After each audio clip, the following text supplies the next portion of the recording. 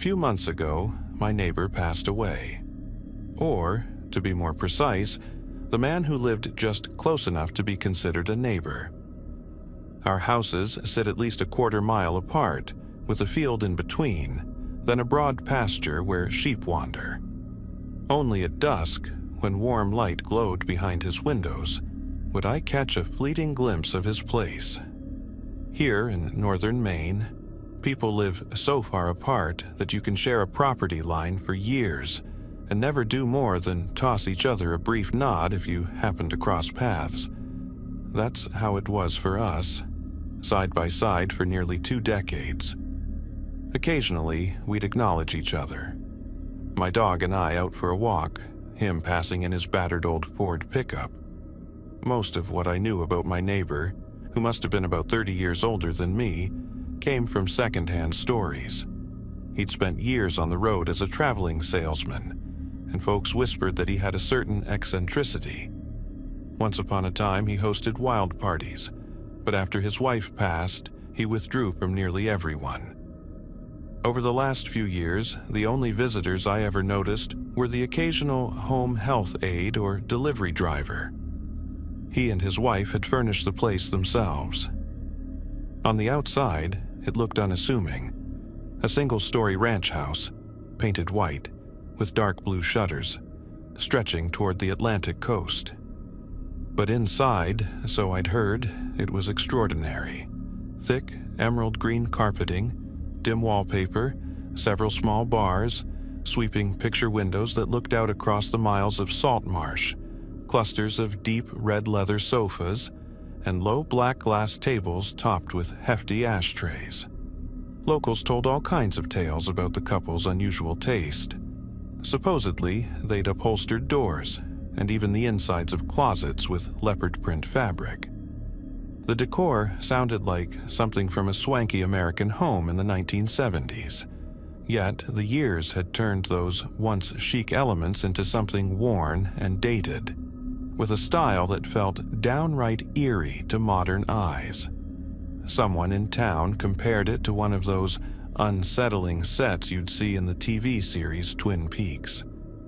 I'd never crossed the threshold myself until the place went up for sale.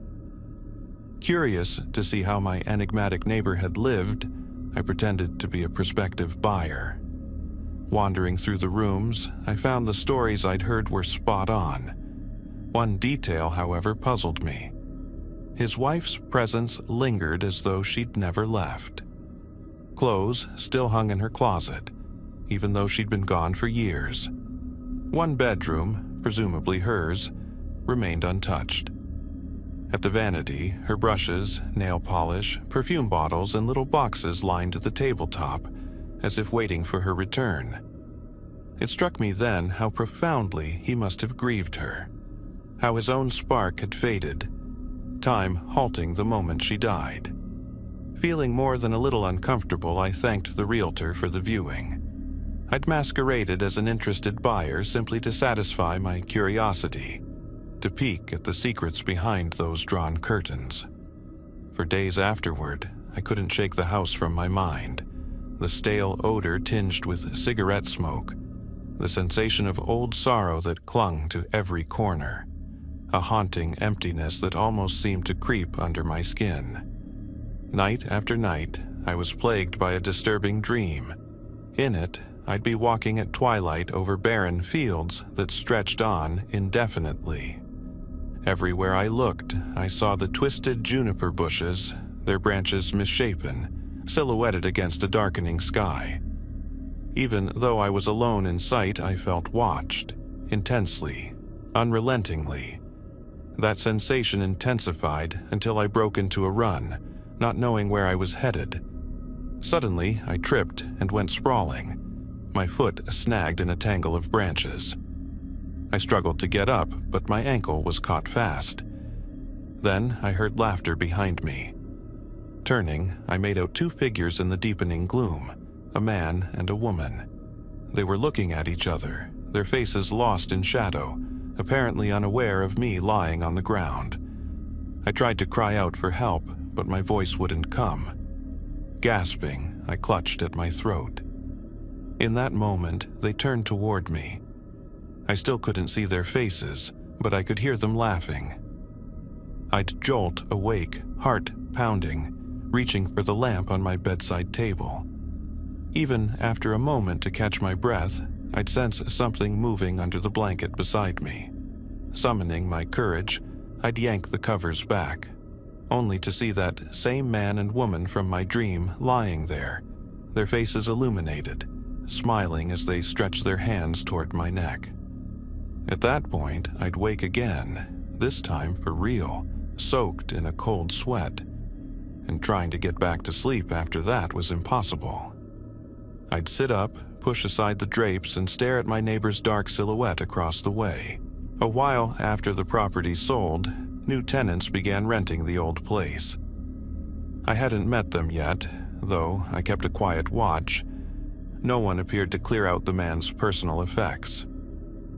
Spring warmed into early summer, and I occasionally spotted different cars driving up the lane, so I deduced there were short-term renters coming and going.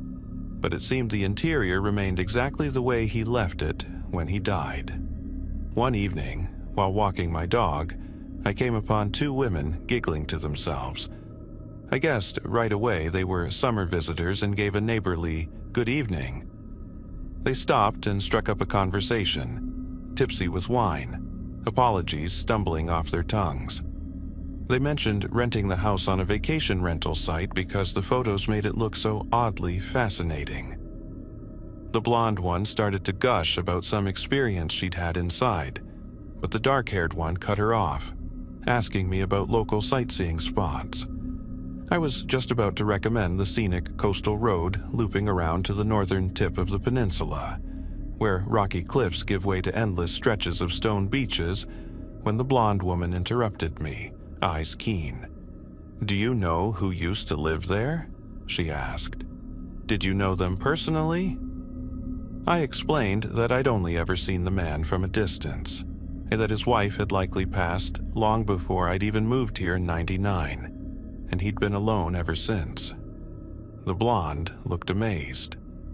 "We thought it was the other way around," she said, "that the wife was the last to die." "Why would you think that?" I asked. "Well, the closets are still full of women's clothes." I ventured a guess that the husband must have been unable to let go of her, so he never boxed up her things. "But there aren't any men's clothes left," she said, "which is really strange, isn't it?" I agreed it was odd. We talked a little longer about how bizarre it was for a place to be rented out with all those personal belongings untouched. Then, just as we were parting ways, the blonde woman said, "Oh, and there was a weird thing with the radio, too. Last night we were listening for the weather. Can you guess what happened?" I shook my head. "She turned it on," the blonde said, gesturing to her friend. "And we heard an older woman's voice coming out of the speaker saying, 'I'm here, I'm here, I will not disappear.' Pretty creepy, right?" The dark-haired woman forced a nervous laugh, claiming it must have been some actress on a radio play that had spooked them. "They told me not to worry. They'd figure things out." We parted, and I let them know I was just down the road if they ever needed help. That night, I lay awake, thinking of my old neighbor, realizing I couldn't recall his face up close. We'd exchanged nods plenty of times, but it was always from a distance. Had I never really gotten a good look, and I couldn't place the sound of his voice. He'd been a strange hermit while alive, and in death he became even more inscrutable. Eventually, I resorted to taking a sleeping pill, which only led me into a fitful half-sleep filled with jumbled fragments. I tossed and turned, images flickering like a broken reel, fleeing in total darkness, nowhere to hide. Gaunt figures slumped on the ground as I scrambled to avoid stumbling over them. The eerie sensation of a spider slowly crawling up my neck, my panic as I tried to brush it away. I awoke with a jolt, sheets tangled around my legs, the clock reading 3 in the morning. I'd slept hardly a few hours. Stumbling into the kitchen, I glanced through the window toward my neighbor's old place. A light was on there too. Trying to calm myself, I heated some milk with a dab of butter, an old remedy my grandmother swore by for sleepless nights when I was a child. The comforting warmth soon settled my nerves, and I ventured outside. Dawn was already hinting at the horizon, the crisp morning air tinged with that first glow of sunrise. Later in the day, I busied myself mowing the lawn, pruning the rose bushes, and tending a damp corner of my vegetable patch where, to my delight, some vigorous ramps had sprung up. Northern Maine soil can be fertile in the right spots, and I planned to make a simple ramp soup for lunch, which I savored in peaceful solitude on my porch. And then, out of nowhere, there she was, standing right in front of me, the blonde woman breathing hard, words tumbling out in frantic snippets. I only caught bits and pieces, but it was obvious she was badly shaken. She begged me to come to the house, almost yanking me along in her urgency. I barely had time to set down my bowl before she turned and sprinted away, glancing over her shoulder to make sure I followed. By the time I reached the porch of that old ranch house, I couldn't see or hear her anymore. I stepped inside, calling out a cautious, "Hello?" The interior looked exactly the same as the day of the open house, except for 3 suitcases lined up in the hall. It struck me that they must have been preparing to leave. I roamed from the living room to a small home office. No sign of life. I raised my voice, opened a bedroom door a crack, and saw the dark-haired woman perched on the edge of the bed, her back to me. She didn't respond when I asked if everything was all right. Gently, I laid a hand on her shoulder.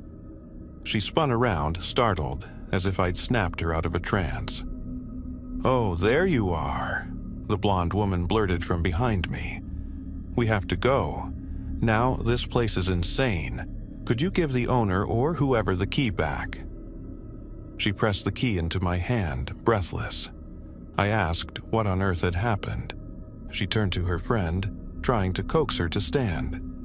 The dark-haired woman stared blankly, as though in shock. Then, outside, we heard a car rolling up the driveway. "That's our driver, thank goodness," muttered the blonde. She sank onto a chair while her friend carried suitcases out. I crouched down and clasped the blonde woman's hands gently, saying, "Please, tell me what's going on." She didn't speak at first, gaze fixed on the wall. Finally, in a flat monotone, she murmured, "I went walking on the slope behind the house, looking for wildflowers among the juniper bushes. Then I got the sense someone, or something, was watching me. It kept getting stronger. I couldn't see anyone, but I felt it. I got spooked and headed back to the house. I stumbled, caught my foot on a branch, and that's when I heard laughter. 2 people laughing right behind me. I covered my ears and screamed. A moment later, Mary came running, asked what was wrong. She said she didn't see anyone, didn't hear a thing. She paused, shuddering. Mary got me inside and I collapsed into bed. At some point, I must have drifted off. Then I woke up all of a sudden and realized I wasn't in my own room, but in some other bedroom. The woman's bedroom, I think. I was confused, banging into the vanity in the dark. I looked out the window and saw the man with the dog across the field. He was still awake. His lights were on too. When I turned around, there was something moving in the bed I'd just left. I went over, pulled back the blanket, and there they were, an old man and an old woman, laughing the same way I'd heard outside. Then they reached for me with their hands. "Where are they now?" I asked. The blonde woman stepped forward before her friend could respond. "It's just feverish nightmares," she insisted. "She's been burning up, a bad dream, that's all." She leaned in, grabbing the last suitcase from me. "Come on, we have to leave." Supporting the dark-haired woman, she led her to the waiting car, clearly rattled. I followed, unsteady with confusion, and watched them slide into the back seat, slamming the doors. Then I got a good look at the vehicle. It was an old Ford pickup, the exact make and color my neighbor used to drive all those years. Something about it made my stomach twist. And then, as it pulled away, I saw the driver, a figure partly obscured by the windshield's glare. But for just a moment the light shifted, and I caught sight of an older woman's face. I couldn't place where I'd seen her before, but deep down, I was sure we'd crossed paths somehow. I stood there on the driveway, still holding the key, until their taillights disappeared into the distance. I live in an old apartment complex in the heart of Boston, very close to the university where I study. My apartment is old and quite outdated, but the rent is cheap. Because I only work part-time alongside my studies, I was thrilled to find an affordable place. Appearance wasn't that important to me. Moving into this apartment allowed me to keep living comfortably.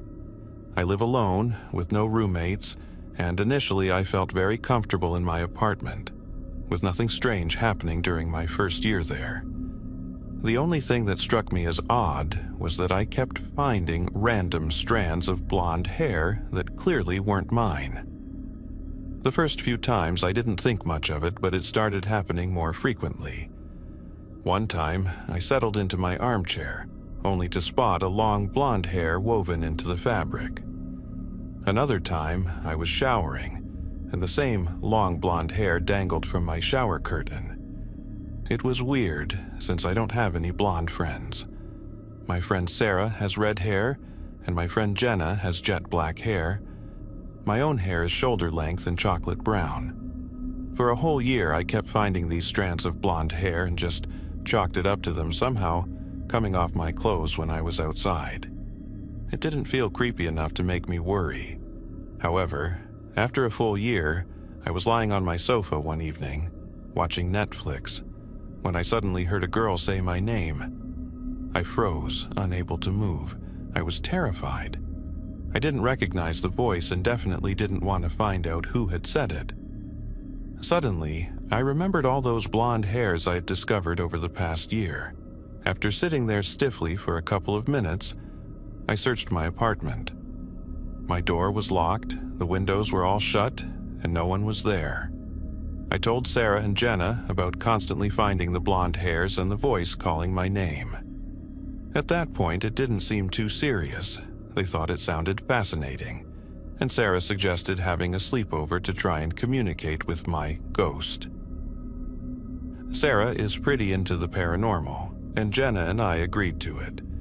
We found the idea exciting at the time. Honestly, I don't think I fully believed what had happened, so we were all at my apartment and Sarah suggested talking to the ghost. She used her phone to record.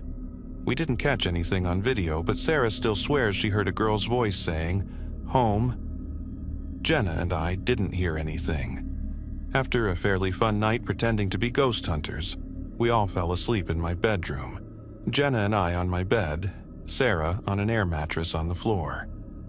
Around 2 a.m., Jenna suddenly started screaming, so loud and so horrifying. She was still asleep, and Sarah and I desperately tried to wake her, but she wouldn't snap out of it. I ran to the kitchen, grabbed a glass of water and threw it in her face, which finally woke her up. She was distraught, terrified, and told us that she dreamt she was alone in my apartment when all the lights suddenly went off, and she felt someone else in there with her. She said she knew it was a dream but couldn't wake herself up, hence the screams. She insisted on leaving, and we were all so shaken that we walked out together and spent the rest of the night at Jenna's parents' house. Jenna didn't want to talk about the dream anymore and told me she had never experienced anything like that before, and she wouldn't come back to my apartment. She was, and still is, shaken by the experience. 2 months after Jenna's frightful episode, I was at the university and got a notification that my long-awaited package had been delivered successfully. I was confused because it was an expensive gadget, a GoPro that should have required a signature. I left campus right away and hurried back to my apartment, thinking it must have been left at my front door and worried someone might steal it. When I got there, it wasn't outside. I found it sitting on the kitchen counter. I knew my landlord must have been there because he has a key, and normally he'd let me know if he needed to come by. That annoyed me a bit because he usually explains why and when he's stopping over. I called him, but he denied being in the apartment and said he would have informed me if he'd come by, like he always does. That was true, and I tried to ignore the nagging feeling that something was off, telling myself he just didn't want to admit he'd come in without permission. Another 2 months later, I finally got a new neighbor. The apartment next to mine, which is the only other apartment on our floor, had long been in disrepair and was just now being rented out to a sweet elderly lady. Her son helped her move in. He's in his 40s and seems like a good guy. He asked me to keep an eye on his mother since she'd be living on her own. I reassured him we live in a decent neighborhood, and I had never had any issues being alone in the building. Mrs. Hayes is a delightful older woman, and she often brings me leftovers from her meals. I help her take out the trash and sometimes pick up small items for her when I go shopping. We quickly became friends, and life went on as usual. Now, here comes the creepiest part, and I'll give you the conversation word for word. It's been a week since it happened, and I can't get it out of my mind. I had just come home from the university and was about to enter my apartment when I heard Mrs. Hayes call out to me from her doorway. "Hello, dear. Do you have a moment? I wanted to talk to you briefly." "Sure," I replied. "Is everything okay?" I walked over, and she waved me in, asking me to step into her apartment. We sat at her kitchen table, and she said something that made my blood run cold, something I'll never forget. "I'm not sure how to bring this up, but I've been thinking about it for a while, and I need to talk to you. I'm worried about the girl you're apparently living with. I understand she must be going through something, and I truly want to help as much as I can. But the constant crying all day is starting to affect my own life, too. I tried going over to comfort her, but she just keeps telling me she's fine and won't open the door." In my head, all the strange things that had happened flashed by in a rush, and I could hear my own heartbeat pounding in my ears. "Still," I said, "Mrs. Hayes, the crying must be coming from somewhere else. I live alone." Mrs. Hayes seemed shocked by my answer but quickly composed herself and said, "If you think I'm complaining, I'm not. I was just standing at your door today when she spoke to me through it and said she was fine. I've even seen her, so there's no reason to deny it. I'm not upset, I just want to clear this up." I started to panic. I had no idea what to say, but I kept insisting I lived alone. I led her into my apartment, and she looked concerned. I showed her my one-bedroom layout so she could see there was no one else there. Then she insisted on making me a cup of coffee back in her apartment, and I was more than happy to accept. She made me a coffee and told me how many times she's heard the crying and how she stood outside my door, offering her help. She said the girl always replies in the same monotone voice, "I'm fine," and then the crying stops. At this point, I was practically trembling, and Mrs. Hayes noticed. One detail she mentioned stuck with me, and I summoned the courage to ask, even though I really didn't want to know. "You said you saw her. What does she look like? I heard your door open and thought it was you coming home." When I opened my door, I saw her going down the stairs. All I really saw was her blonde hair. My blood ran cold, and I could scarcely believe it. I told Mrs. Hayes everything about the blonde strands of hair, the sleepover, and the strange package delivery. She understood how shocked I was. She said I could stay with her, and so I did. We also decided to contact the landlord, hoping perhaps there was someone else who still had a key, and was wandering in and out of my apartment. The landlord was acting strangely, which was odd because he's normally a jovial guy who cracks a lot of jokes. This time, he just assured me no one else had a key, and then practically hung up on me. So, I'm back in my apartment now. The only people who know my story are Mrs. Hayes, Jenna, Sarah, and 2 friends from the university, James and Max. What should I do next? I know it all sounds unbelievable, and I've even considered bringing a priest in like they do in movies, but that just feels too embarrassing. What do I do? Alright, I thought I'd give you all an update on how things are going. Thank you for all your comments. They've really helped. First, I spoke to my landlord again. His name is Angelo. I believe he's originally from Italy, given his slight accent. I'd describe Angelo as a cheerful person, but he's been acting very odd lately. After ignoring a few of my calls, he finally called me back yesterday afternoon. He admitted it's possible the previous tenant still has a set of keys. I got angry and frustrated, but he cut me off and said, "Listen, it's not my fault." She stopped paying rent and wouldn't answer any of my calls. A whole month went by, so I dropped by to see what was going on. All her belongings were still there, everything. It looked like she had just stepped out. All the food in the fridge was spoiled, and it smelled awful, but it seemed like someone was still living in the place. I waited another month, tried calling her, and came by day and night, but nothing in the apartment changed. Eventually, I realized she wasn't coming back. Her purse was gone, so I assumed she ran out of money and took off. I reported her as missing to the police, but they asked for photos and a bunch of information, and I had nothing except her name, which they suspected was fake. They basically said it was obvious she'd just run away, and that they'd investigate, but nothing ever came of it.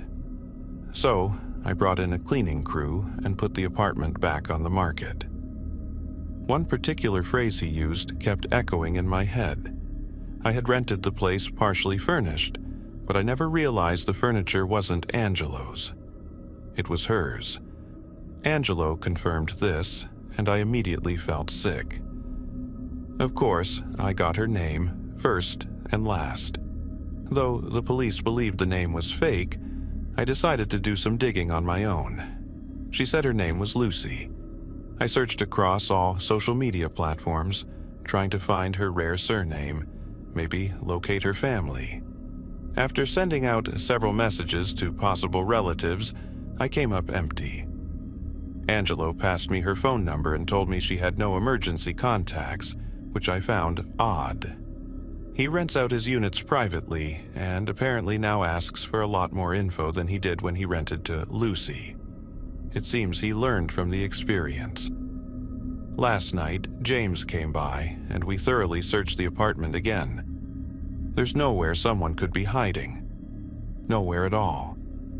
Then, the weirdest thing happened, and I'm still struggling to make sense of it as I write this.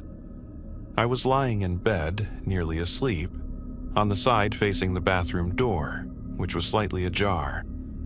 I keep the bathroom light on because I can't stand sleeping in complete darkness. The door moved a little, which immediately drew my attention. There I was, my eyes wide open, staring at the door, focusing on the thin strip of light near the hinges. Suddenly, I noticed something blocking part of the light, like a person's silhouette.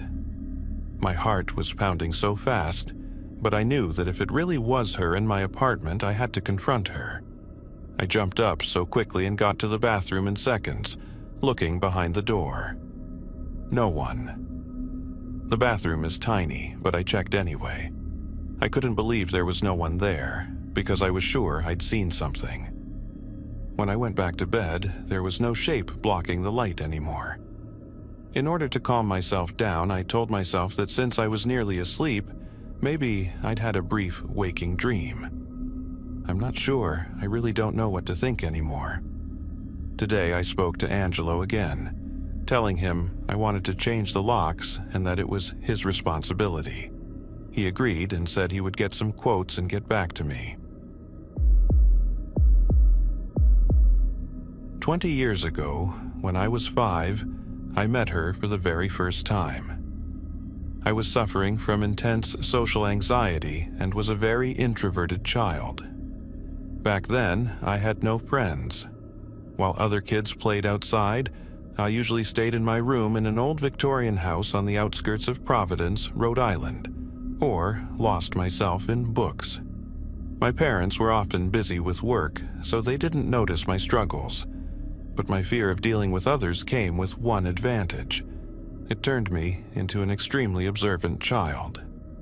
Every evening, I would look out my window and watch the neighborhood kids play. My loneliness attuned me to the smallest details, such as the faded color of a t-shirt or the odd behavior of a stray dog before it eventually passed away from arthritis.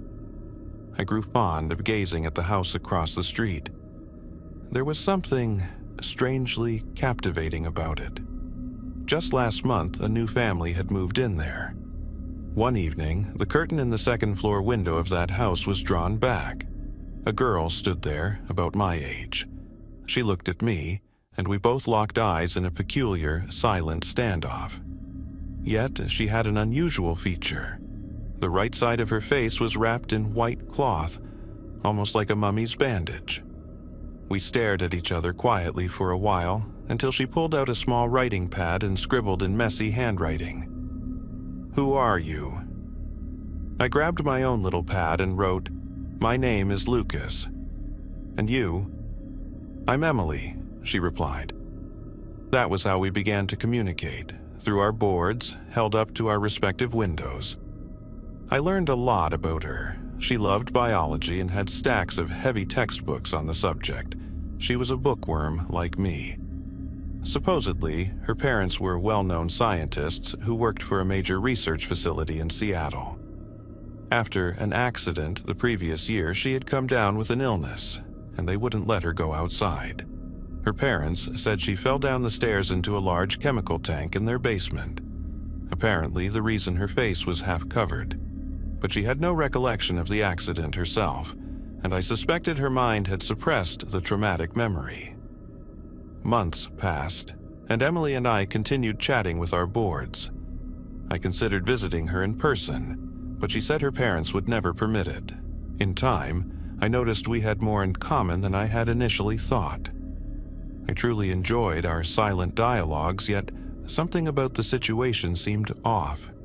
It wasn't her, it was her parents. They rarely left the house, seemed aloof, wore clothes bearing a strange red anchor emblem, and their disheveled hair and odd red stains on their shirts unsettled me. Emily became anxious whenever she talked about them, and I knew that something wasn't right. I began observing them secretly, watching their behavior from behind curtains. They often talked about the experiment, boasting that they had made a groundbreaking scientific discovery. But for parents who supposedly wanted a cure for their daughter, they didn't speak much about caring for her. That was when I realized that they didn't genuinely care about poor Emily. Maybe because I loved superhero comics and horror movies, I found their cold disregard for her well-being frightening, like villains in a twisted story. Though my own parents weren't especially affectionate, her parents' icy indifference was another level of terrifying. Yet something didn't quite fit.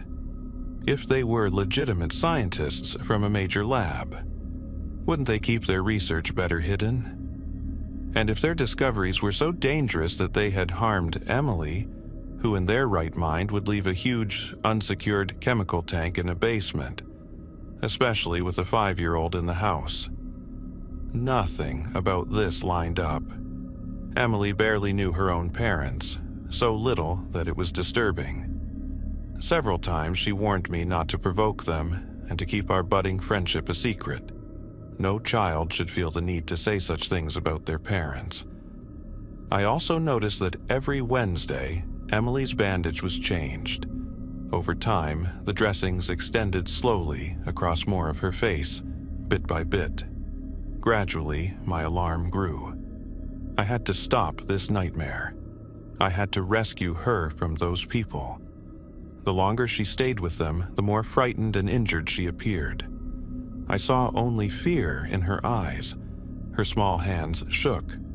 She was clearly weakening. She needed a hospital. Then came a fateful Wednesday when I finally glimpsed what was really happening behind those windows. Normally, I would have been at school that day, but there was a local holiday and classes were canceled. So I sat by my window. What I witnessed that afternoon still haunts me. Emily's so-called parents dragged her out of her bed. They ripped away the bandages, revealing her face. It was horrifying. There were extra eyes and mouths. Her irises glowed red and cat-like, and her teeth were like knives. She wasn't human. They started beating her into a corner. Her screams filled the room, blood staining her clothes. These monsters then poured some strange liquid over her face. She howled in pain. Parts of her flesh seemed to melt, and one of her razor-sharp teeth fell out. They collected that tooth and tucked it away in their pockets. I couldn't watch the brutality any longer. Human or not, she was my first real friend.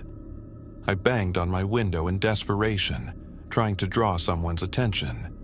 Her parents spotted me, their faces dark with anger, and tore downstairs to get at me. But I was quicker. I locked the doors and windows, raced to the landline phone, and charged up to my room.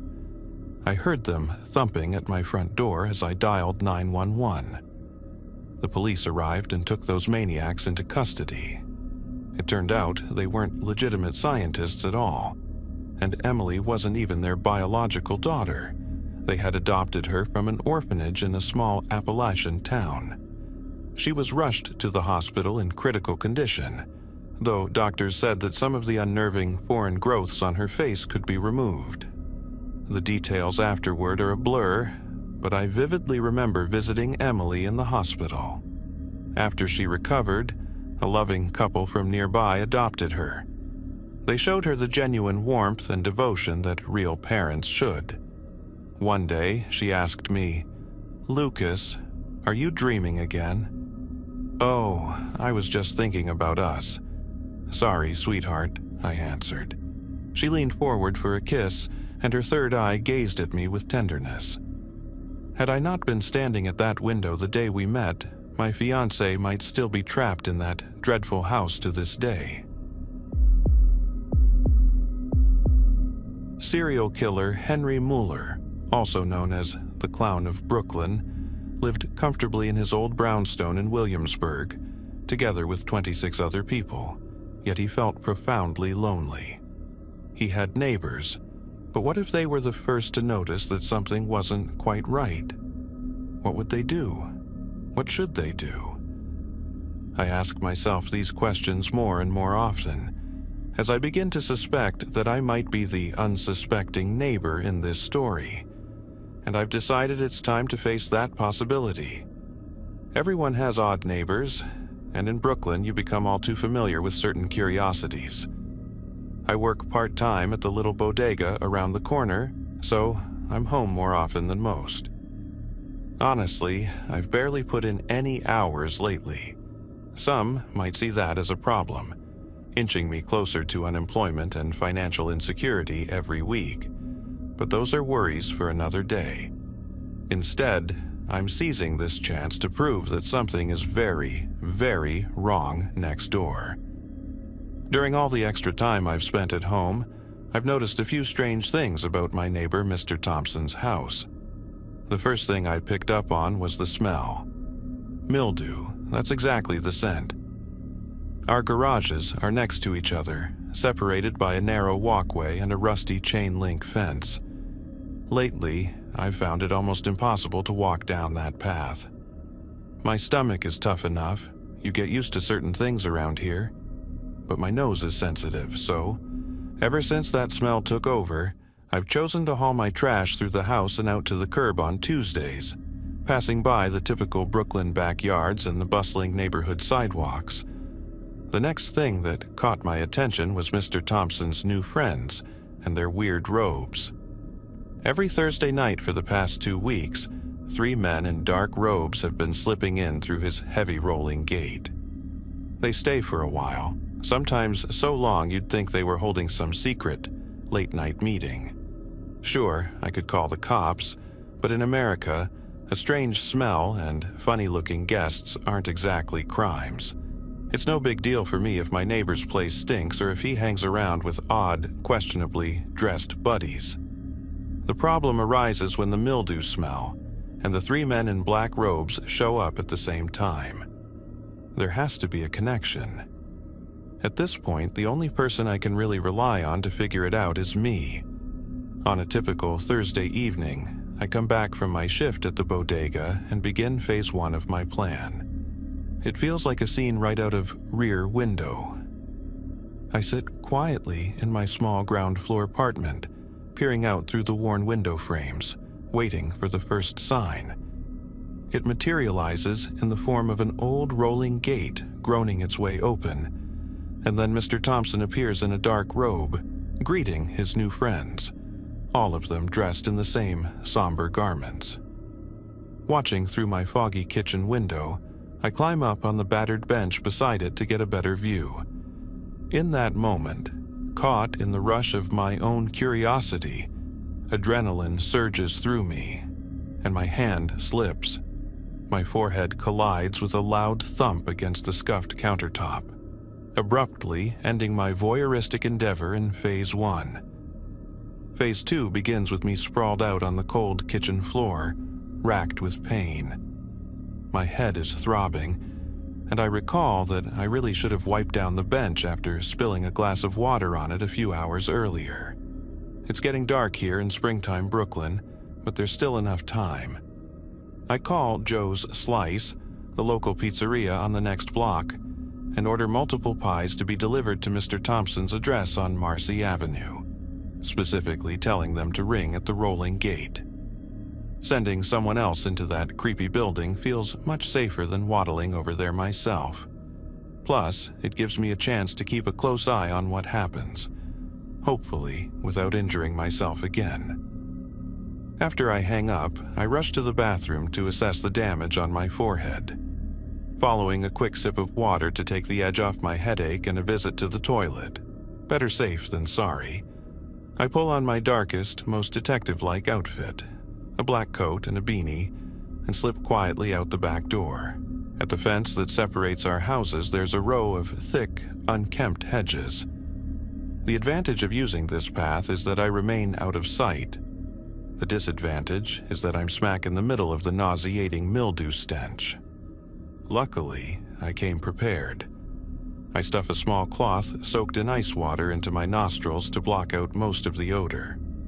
Creeping through the narrow alley, I wedge myself into the bushes, surrounded by graffiti and the low hum of the city night, and settle in to wait.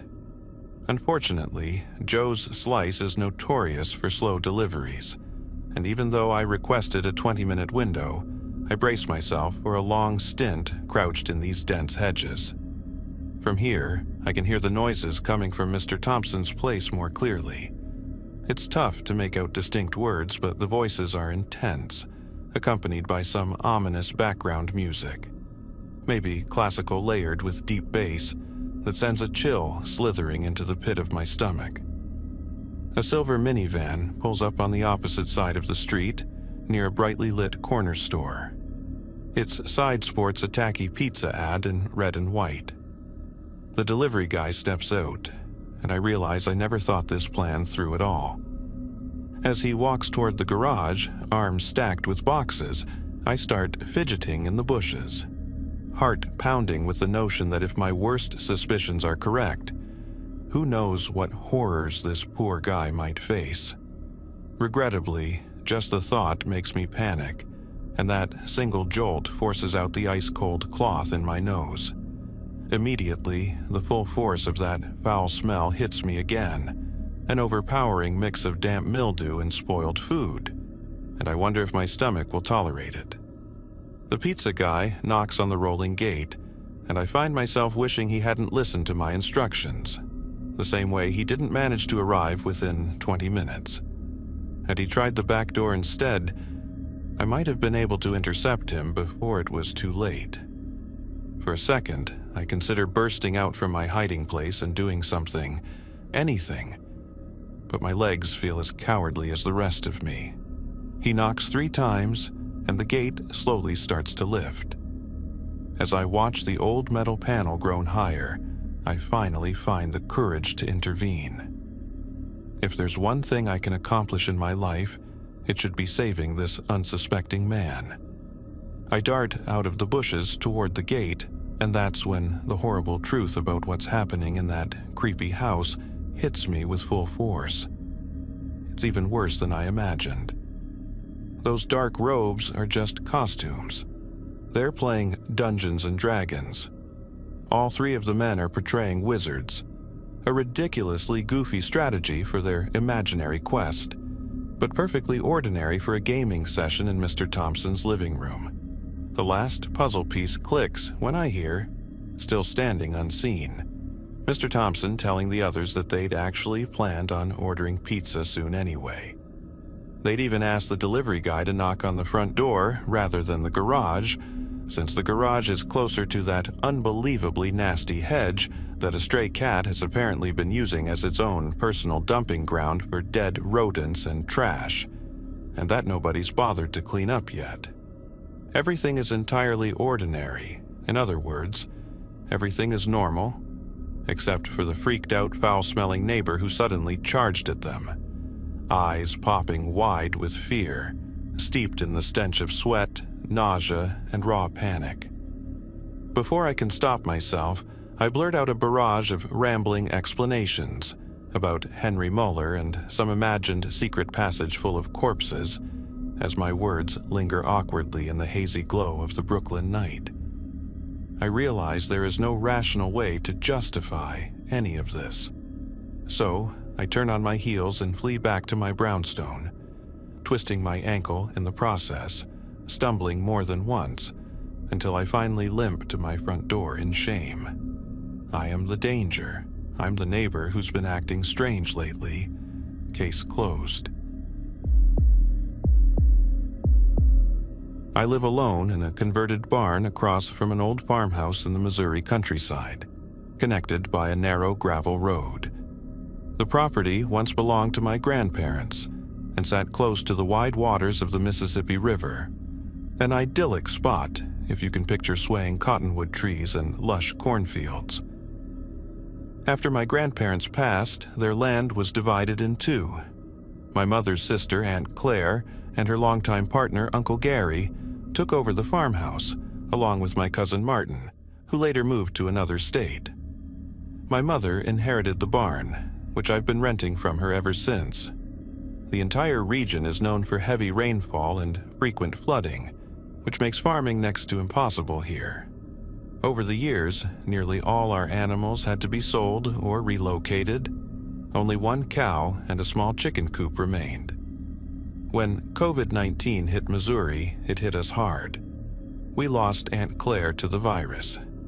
She had been the one keeping the farm afloat while Uncle Gary spent most of his days at the local bar, nursing cheap beer. Her death was the final blow to the place.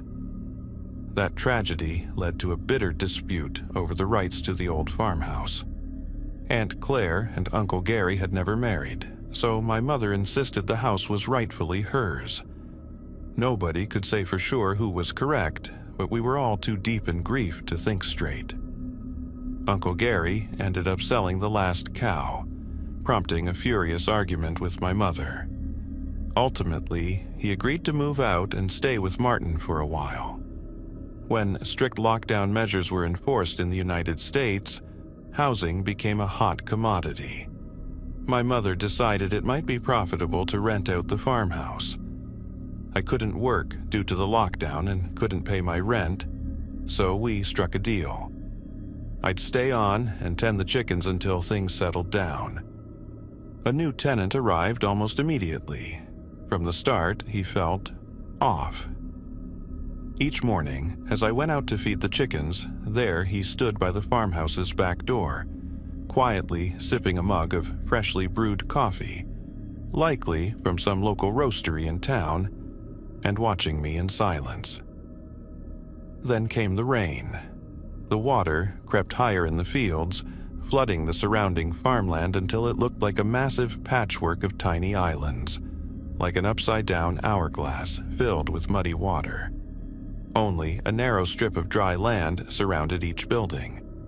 I could still manage the short walk from my barn to the chicken coop behind the farmhouse, but it was getting risky. The next morning, as I gathered eggs, he was there again, staring at me. I felt like a prisoner under constant surveillance. He seemed distrustful, and I admit I had my own suspicions about him, but we were stuck in near isolation, so I thought I'd attempt a friendly gesture. I couldn't sell the eggs anyway, not with the roads flooded and markets practically shut down. They'd go bad soon, so I offered him a basket with half a dozen. He placed his coffee mug on the railing and reached for the basket. There was plenty of room to grab it, but instead of just taking it, his hand brushed against mine as if it were an accident. Then he pulled 2 eggs out of the basket.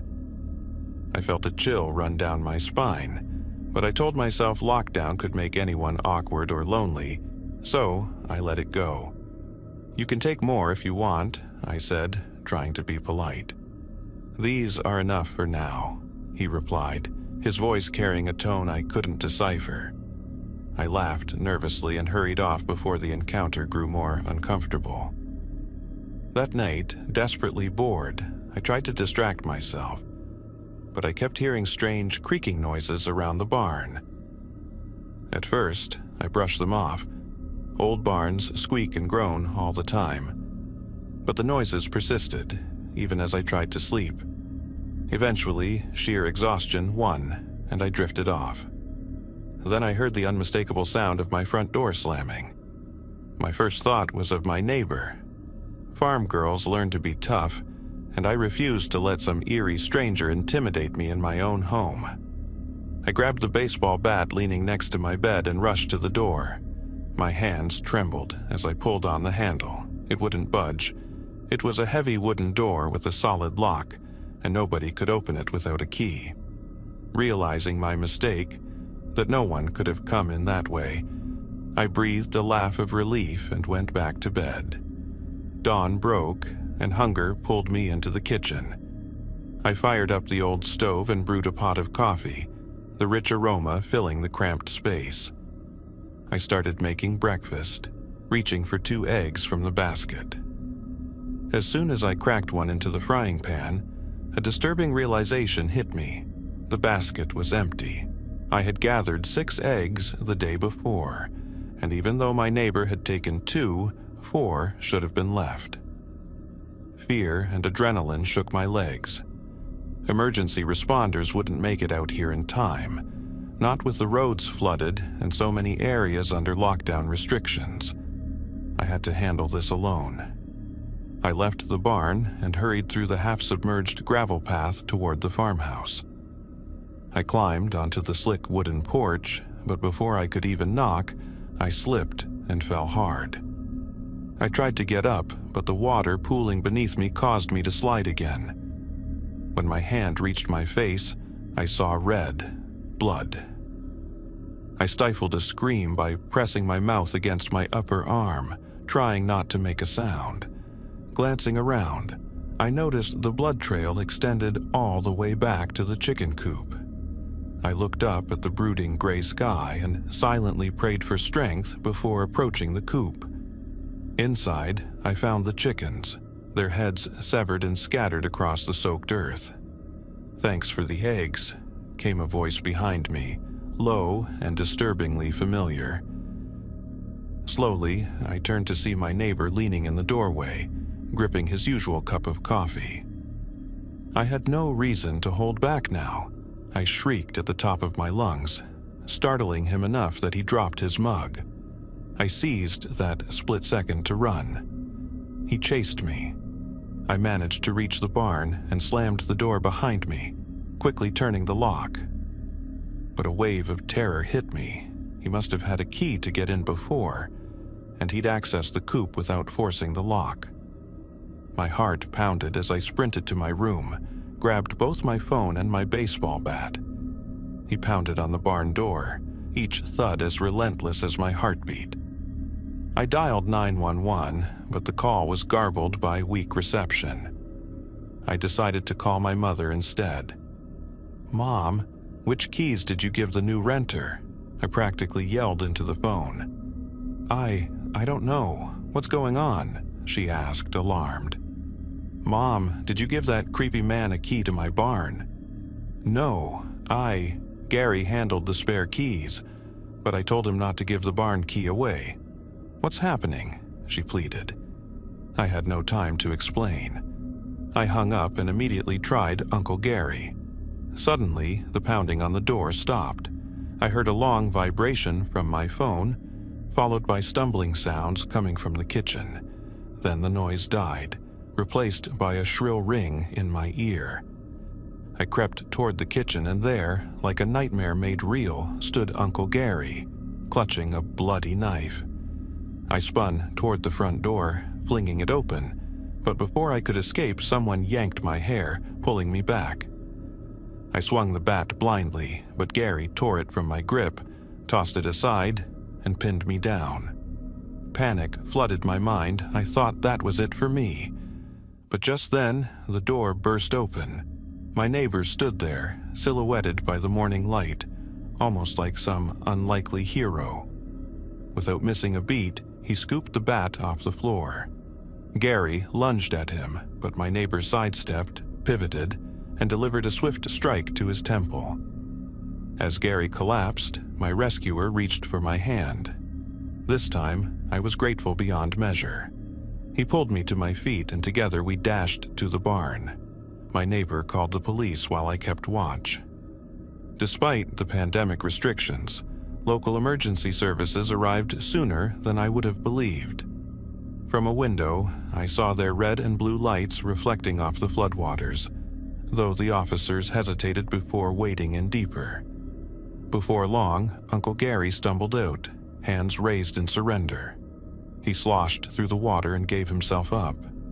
To be honest, I felt a small pang of sympathy for him. Looking back, I don't think his intention was truly to harm me, but in his state, grief-stricken, probably not sober, anything could have happened if my neighbor hadn't intervened. Gary was sentenced to a year behind bars for assault and eventually ended up living with Martin again, who keeps me updated from time to time. There's now a restraining order against Uncle Gary, though sometimes I glimpse him lurking in the background when Martin and I talk over a video call. Word is, he's quit drinking and is trying to put his life back together. Still, I'm nowhere near ready to forgive him. Grief can twist people in terrifying ways, and some wounds don't heal so easily. I live in a quiet suburban neighborhood near Seattle with my daughter Lily and my son Ryan. Their mother has not been part of our lives for 2 years. Not deceased, just a complete jerk. And as a single father, I've managed surprisingly well. We live in a 2-bedroom townhouse in a well-kept community. I have a steady job, and thankfully, the kids are healthy. Everything went smoothly until one night 2 months ago, when Ryan suddenly jabbed me in the face. He was sobbing hard, but I could tell from his crying that he was scared, not hurt, which somewhat reassured me. Ryan has frequent nightmares, so I assumed he'd just had another one. When I asked him what was wrong, he trembled and whispered, "The man in the house next door is making creepy faces at me." I had heard his stories of monsters lurking in the dark corners of his room before, but this was something new. I assumed he was referring to the house next door. However, the lack of fantastical elements worried me. It sounded too specific for a typical nightmare. I got up and, with Ryan trailing behind, went to the kids' bedroom. Lily was already awake on the top bunk. From the soft glow of her nightlight, I could see her arms crossed, glaring disapprovingly at her little brother. Not wanting to disturb the outside too much by turning on a light, I crept to the bedroom window. The curtains were slightly ajar, so Ryan was probably spying outside. The neighboring townhouse to our left was visible from Lily's and Ryan's room. There were 2 windows on that side, but it was too dark inside to see anything clearly. I recalled that the left window, facing the street, belonged to the kitchen. I didn't know what was behind the right window because the curtains there were always drawn. I asked Lily if she'd seen anything, and she shook her head. He always has nightmares and cries. I don't want to sleep in the same room with him anymore, Dad. I can't get any peace. It's not fair. Hearing that, Ryan began to cry again. I decided to let him sleep in my bedroom that night. He had this Teenage Mutant Ninja Turtles tent he preferred to sleep in rather than his own bed. Honestly, I started to think his nightmare was just an excuse to camp out with me. Still, for the next 2 nights I allowed him to set up his tent in my room. On the 3rd night, I was woken again, this time by Lily, who stood over me shaking my arm. This girl hadn't woken me in the middle of the night for years. When I asked what happened, she whispered, "The neighbor made faces at me." Her words and the fear in her voice truly shook me. I closed the curtains when I said goodnight. "Did you open them?" "Just a bit, but I heard a strange noise." "What did you hear?" Lily couldn't say exactly. She told me she'd gotten up to check, and when she pulled the curtain aside, she saw light in the neighbor's window. The curtains in the back room were drawn, and our neighbor was standing right in the window frame. "What did he do?" Lily thought for a moment. Then her face twisted into an expression I never want to see again. Not with my child or anyone else. It's hard to describe. First, she grinned so widely that a thin sliver between her teeth was visible. Then she furrowed her brows. She tilted her head toward me as if seriously urging me to pay attention, and tensed her neck muscles. The worst was what she did with her hands. She extended her left arm as if demonstrating something, then clenched her right fist and moved it quickly back and forth over her left forearm.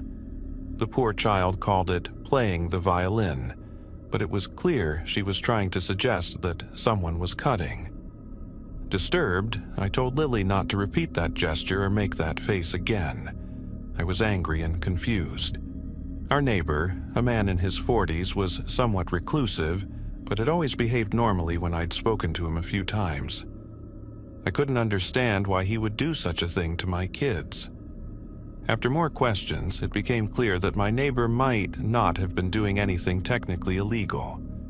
Making inappropriate gestures in one's own house isn't against the law, but he seemed to be deliberately harassing my children.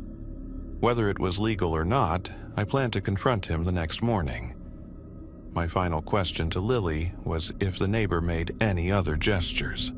She nodded and then started waving both hands in a "come here" motion. I let Lily sleep in my bedroom too. Once, I went to the window in the kids' room, but like before, I saw nothing. The house was dark. The next morning, before heading to work, and after dropping Lily and Ryan off at school, I knocked on my neighbor's front door for several minutes. I suspected he was home since his car was in the driveway, but he didn't answer. Eventually, I had to leave, and when I turned around to see if he was watching me, I caught a glimpse of him at the front window before he ducked under the windowsill and disappeared from view. Clearly, the man was a coward, and obviously he had problems. I shouted after him, telling him to stop messing with us, then walked away. That same night, I devised a plan. While my kids slept in my room, I lingered in their bedroom. It was Friday evening, and I was determined to stay awake all night to catch my neighbor in the act. Although I trusted my children, I wanted to be sure something truly unsettling was happening before I took the next step.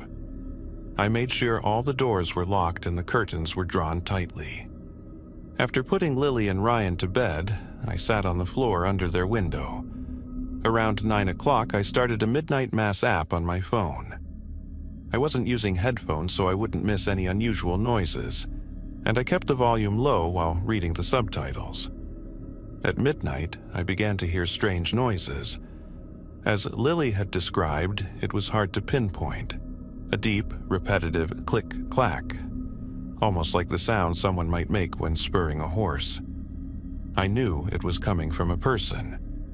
After a few minutes, the sound transformed into a weird whistle, more like someone sucking in air between their teeth. The noise was so clear that the neighbor's window must have been open, unsettling, given that our houses were only a few meters apart. Certain now that my neighbor was at his window and that this was my best chance to see him, I stood up and jerked the curtain aside in one swift motion. I saw him immediately. A dim light illuminated his room, and I recognized the horrifying expression Lily had made earlier, only even more terrifying on an adult. His window was open, and his outstretched arms were moving jerkily, as if he was hurting himself. When he noticed me, realizing he was being watched by another adult instead of a scared child, he froze. His cartoonish grin vanished, replaced by real anger. The man grabbed the window frame and slammed it shut with such force that the curtain snapped closed. I quickly drew my curtain back and stood still for a moment.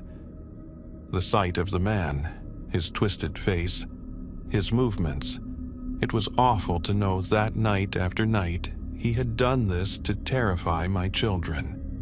But even more disturbing was the fact that I wasn't entirely sure the man I just saw was indeed my neighbor.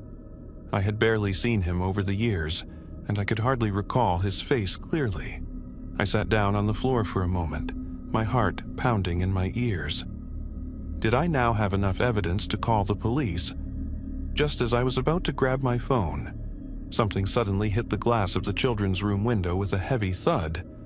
After a brief hesitation, I pulled the curtain aside again. Inside, no light glowed anymore, and outside, no one was in sight. I pulled the curtain further and discovered a handprint high on the window. Our house sits on an elevated foundation, and that window is unusually high. Even though it's on the ground floor, a man outside would have needed tremendous effort to get his hand there. I dialed 911 and explained the situation. While speaking with the dispatcher, I quietly walked around the house to try to spot the man. My final stop was our bedroom. Inside, I locked the doors and, still connected to the dispatcher, retrieved a hidden gun from a safe in my closet. My heart pounded to my throat, but I knew I had to stay calm, especially when I saw Lily awake, peering over from her tent. In hushed tones, I assured her that we were safe, but that we needed to be extremely quiet. I sat on the edge of my bed, the pistol at the ready, listening tensely. The kids' tent was in a corner, and to its left, centered on the wall opposite my bed, was a window. After what felt like an eternity, I saw something. It was a cloudless night, and moonlight shimmered through the white curtains. A dark figure stood out, initially blurry, but gradually becoming clearer as the man outside moved closer to the window. Somehow, he knew which room we were in. The silhouette didn't move for several minutes, and I was grateful that Lily couldn't see him from her spot. Then something happened that I could hardly comprehend. The man stepped back from the window, raised his arms, and formed a sort of Y shape with his body and limbs. Only his arms were far too long, nearly twice the normal length, each arm about as long as his entire body. At first, I thought he was holding something, perhaps 2 rods to extend his limbs, but I could clearly see 5 fingers at each end, trembling uncontrollably as he brought his arms closer to the window. Click, click, click. I stood up, ready to shoot, when suddenly the sound of police sirens shattered the quiet night.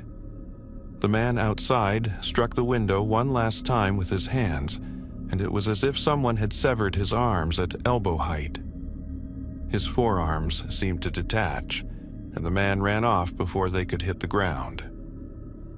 As the police announced their presence, I hesitantly opened the door and told them what had happened.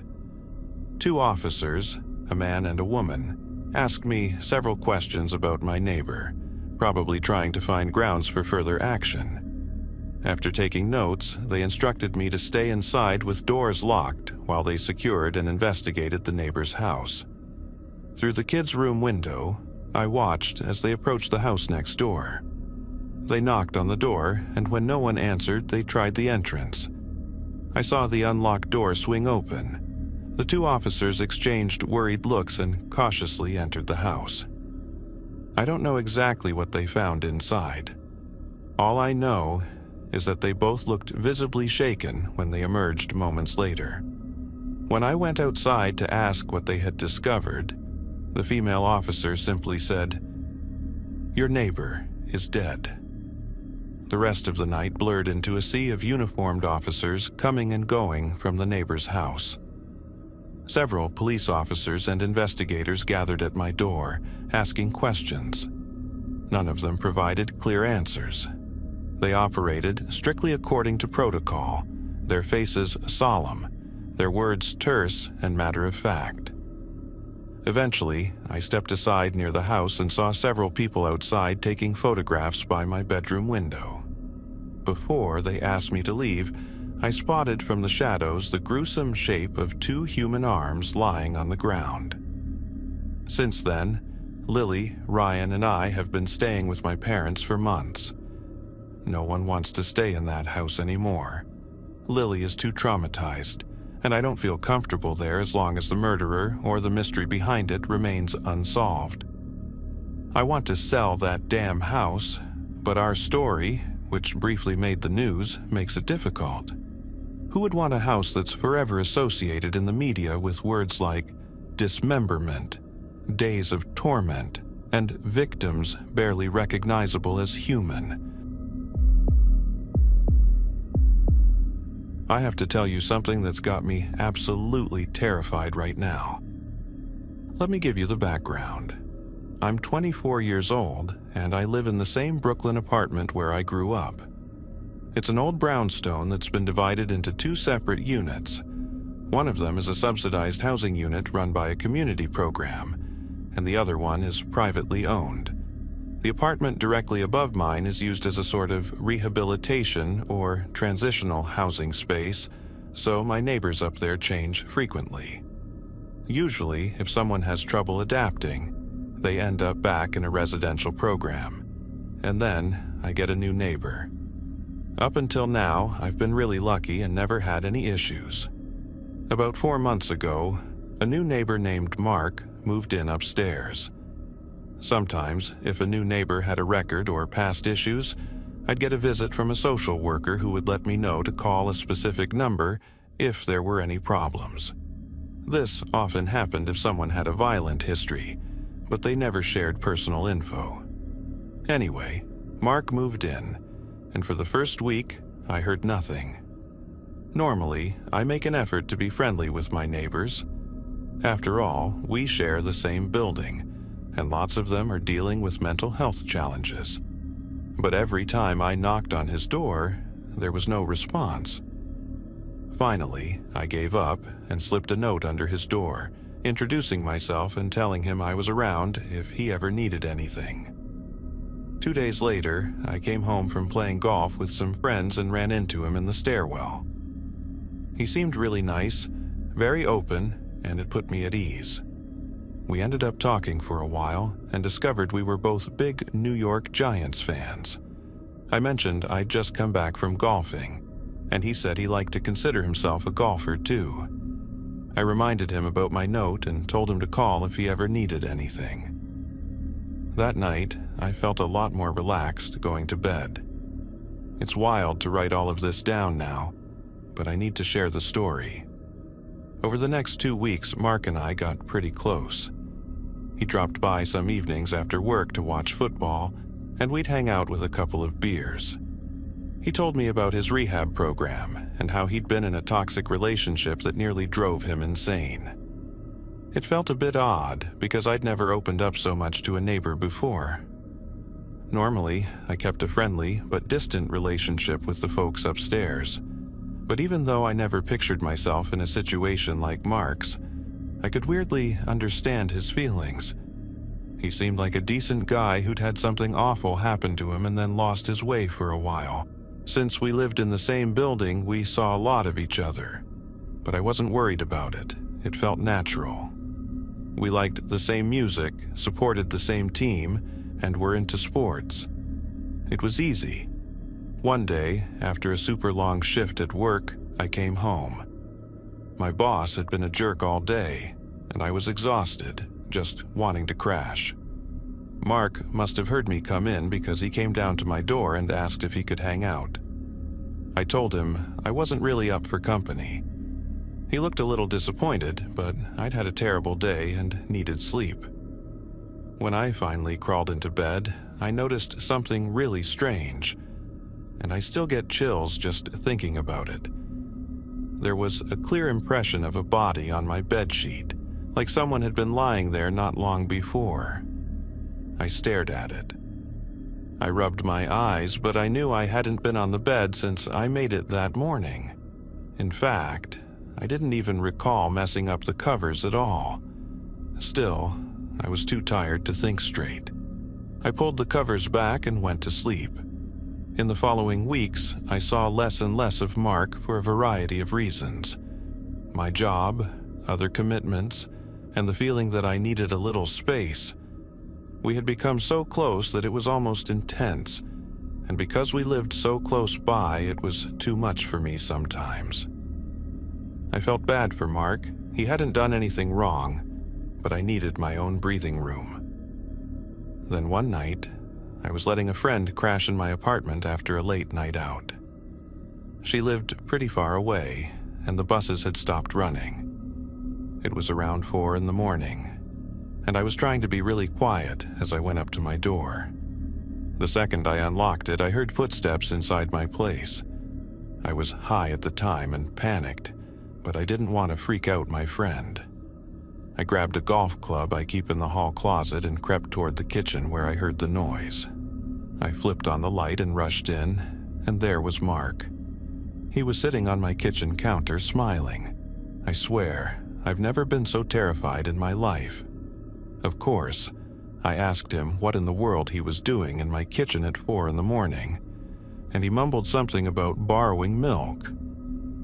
I demanded to know how he got in, but he just kept quiet. Then he asked who my friend was, in a tone that suggested he was jealous, like he thought we were a couple. He left shortly after, and my friend and I went to bed. But here's the weirdest part. My bed was turned down like it had been slept in, my TV was on, and my closet door was wide open. He'd been in my room. How long had he been there? The next morning, I couldn't think about anything else. It was beyond strange, way too strange. I wasn't sure if I should call the social worker. In hindsight, I obviously should have, but I didn't. Instead, I avoided him at all costs. I think he knew he'd gone way over the line, because he didn't try talking to me either. So, this brings us to where we are now. A few days ago, my mom called to ask about my job, and I told her I was thinking of quitting. To keep the story focused, my boss is honestly the worst. He overworks me, underpays me, and makes fun of me. We hung up, and I went to sleep. 2 days later, this morning, I went into work. My boss wasn't around, which was a relief, and I got on with my tasks until a close colleague told me our boss had been whacked with a golf club the night before and was in the hospital. I felt guilty because a part of me was almost relieved he wasn't in the office. Apparently, he'd recover, but there were 2 suspects, and no one had revealed who they were yet. It didn't surprise me that someone would have it out for him. He was just that kind of person. So when I got home tonight, I was in a slightly better mood since work went smoothly. By my apartment door, I found a note from the social worker asking me to give her a call. I did, and she told me that Mark had been arrested. Now that I'm writing this all out, it seems obvious in retrospect. But you have to understand that real life isn't like a movie. You don't assume bizarre things like this will happen to you. Sure, it might happen to someone in another state, but not in my Brooklyn apartment. She said she couldn't disclose anything more, but I already knew. That call made me panic even more. I ran upstairs and kicked in his door. I'd never done anything like that. It felt like I was on autopilot, powered by adrenaline, but I had to know what was going on. Oh God, my stomach turns just typing this. I'm alone in my apartment and I'm scared.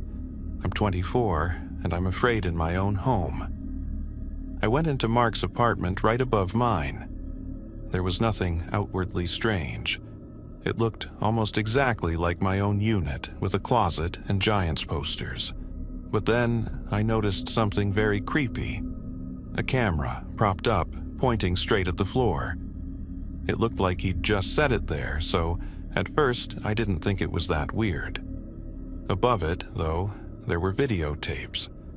I had no idea he recorded anything, but on a closer look, all the cassettes had my name on them and described things I do, like talking to Mom, watching TV, hanging out with a girl. My stomach just clenched.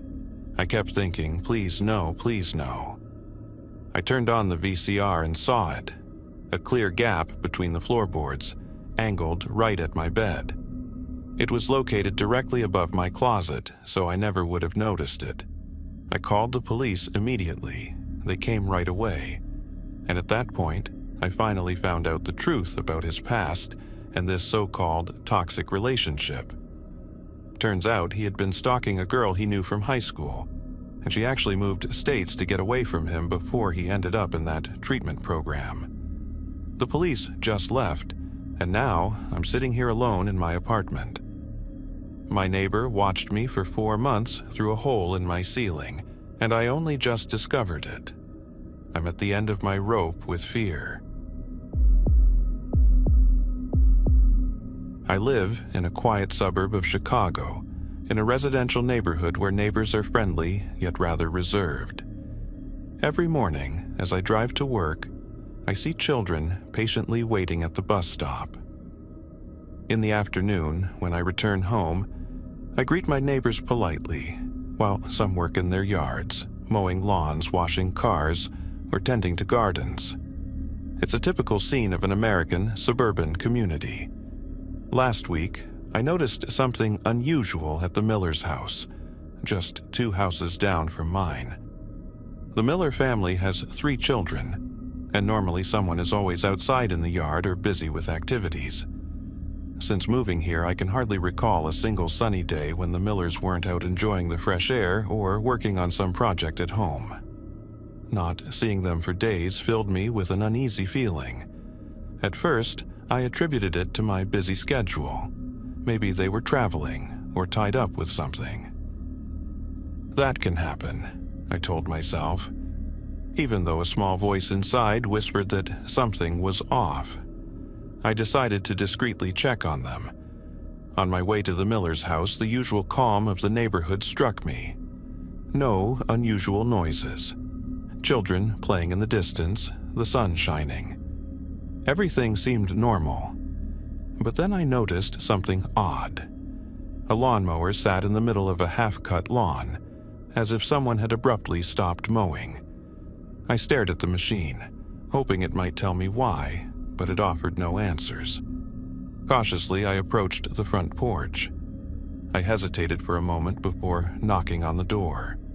My knock echoed strangely loud on the pavement, and an eerie silence fell.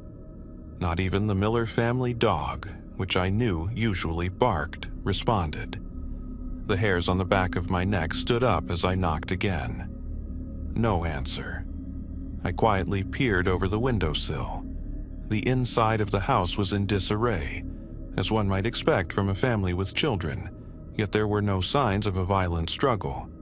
There were no people in sight at all.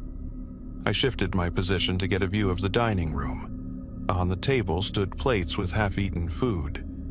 My heart started pounding. I needed to know what had happened, but I didn't want to force my way into the house. Despite my reservations, I hesitantly grabbed the doorknob, closed my eyes, and turned it. The door slowly creaked open. Whether that relieved or frightened me, I couldn't tell. Stepping in slowly, I called out, "Hello? Is anyone there?" A suffocating silence answered me. I crept cautiously into the kitchen. There, I saw plates with half-eaten food, flies buzzing around, and chairs left as if everyone had abruptly left the meal unfinished. "Where could they have gone?" I whispered.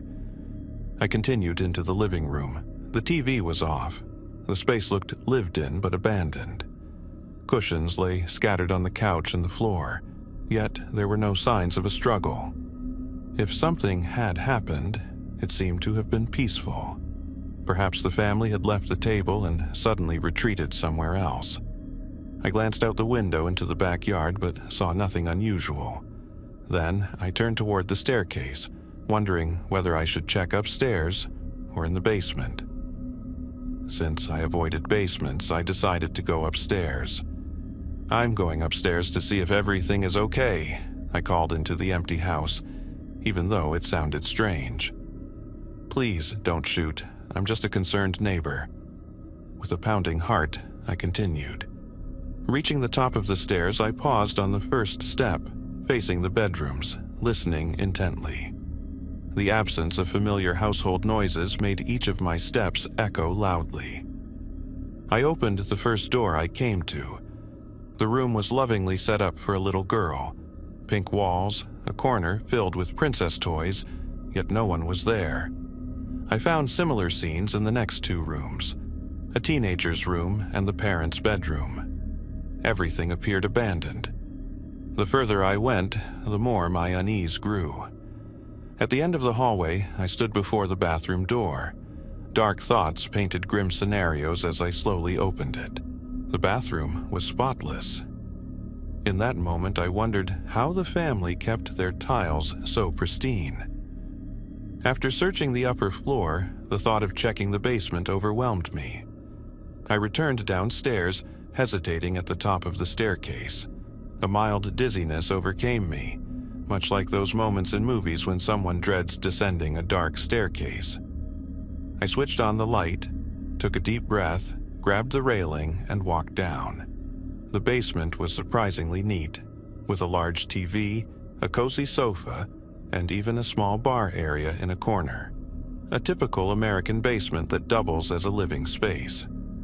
Just as I was about to head back up, something caught my eye. A sneaker jutting out from the shadows next to the sofa. Slowly, I approached, my mind conjuring scenes of horror. Rounding a corner, I stumbled upon something monstrous. The sneaker lay on the body of a teenager. I'd seen him often, helping out in the yard. Now he lay lifeless on his back, stiff, eyes wide open. Next to him lay 4 other bodies, his family members. They were arranged with outstretched heads, forming a sort of star shape. I leaned down, searching for a pulse on the teen. Nothing. Then I moved to the next body, a little girl about 8 years old, and checked her as well. Her eyes were wide open, devoid of life. I did this with all 5 people in the eerie star formation. No pulse, no visible injuries, no blood. It was uncanny, as if they could rise at any moment and pretend nothing had happened. Trembling, I grabbed my phone and dialed 911. The dispatcher told me that police and emergency crews were on their way and asked me to stay at the scene. Despite the urge to flee, I stayed and waited. 9 minutes later, officers arrived and began questioning me extensively. I had to recount the story several times, as the police documented everything according to strict protocols. Once their immediate curiosity was satisfied, I asked an EMT about the cause of death. He shook his head. He was just as baffled. Eventually, they let me go but asked me to remain available for further questions. A standard practice so witnesses can be re-interviewed later. I went home, but the wide, dead eyes of the victims haunted my thoughts. The next day, on my way to work, I flipped through the newspaper. There were no reports about the Miller family. Perhaps the media would wait for official statements before publishing anything. That evening, as I drove home, I couldn't take my eyes off the abandoned house. The oppressive silence was the same. Even though I didn't want to, my legs seemed to carry me there of their own accord. I stopped, parked in front of the house, and saw yellow police tape surrounding the yard. A police cruiser was parked next to the house. An officer stepped out and asked politely, "You're the neighbor who reported the incident yesterday?" "Yes," I replied. "What brings you here today?" "I've noticed that other houses in the neighborhood are unusually quiet as well. Have you heard of any more incidents?" The officer shook his head. "I'm here to secure this crime scene," he explained. "I can't comment on other neighborhood cases." I asked if he could join me in checking other houses, but he politely declined, saying he was only responsible for this area. We exchanged a few words, but he didn't reveal many details, just how these conversations go, formal and guarded. After saying goodbye, my inner urge drew me back to the Miller's house. I wanted to check on my own again, though I knew I needed to be cautious. I knocked on the door once more, but there was no answer. This time, I noticed the officer's stern gaze from the edge of the yard as I approached. I stepped up to the door again, opened it quietly, and called out, "Hello? Is anyone here?" Silence. I listened. Only the faint ticking of a mantel clock could be heard. A familiar voice suddenly whispered in my ear, "Maybe they're only away for a little while. Keep looking." Startled, I spun around quickly and saw the police officer standing behind me. "Please, don't come any closer," I stammered nervously. He raised his hands in a calming gesture. "I just wanted to make sure you weren't putting yourself in danger," he replied calmly. I took a deep breath, letting my eyes roam over the kitchen where plates with half-eaten food still sat, trying not to imagine anything terrible.